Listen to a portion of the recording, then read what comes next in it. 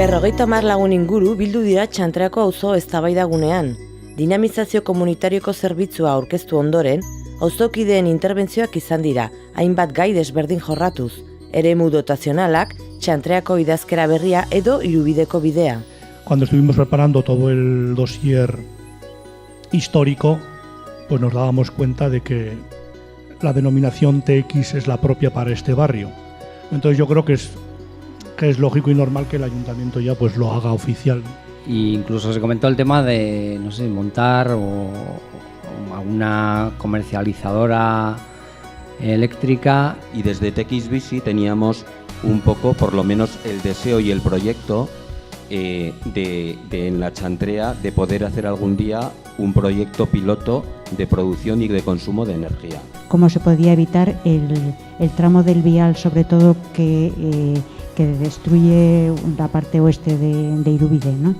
Auzo unitatearen egoera eta Salesiana zaharrak berrik prozesua sortu dira ere mintzagai auzo eztabaidagune honetan. Uno de los pilares fundamentales que queríamos un poco poner encima de la mesa desde el grupo motor es darle toda la pluralidad posible al proceso participativo y que sea un centro comunitario plural y en el que quepamos todas y todos los vecinos y las vecinas. Entonces por eso es importante que participéis. Entonces la situación está siendo muy complicada porque en la comisión de gestión la parte municipal brilla por su ausencia.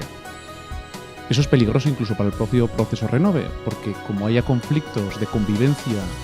Con el tema de CECIS hubo una reunión, no me acuerdo si fue en febrero o marzo o así, en la que se ofreció por parte del ayuntamiento la posibilidad de poner a una persona en portería para que el local estuviese abierto. Quería preguntar a ver qué había de ese tema y en qué había quedado.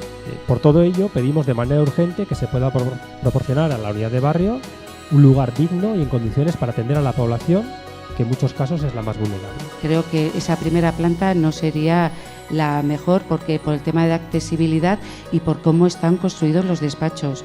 Lo lógico es que vayan arriba porque hay 18 o 19 salas que están adecuadas para oficinas. Auzo zinegotzia den Jose Baurreak auzoko proiektuen egoera kontatu du ere. Bukatzeko, udalako teknikariak gune komunitarioen kudeaketari buruzko jardunaldietarako gonbidapena zabaldu du.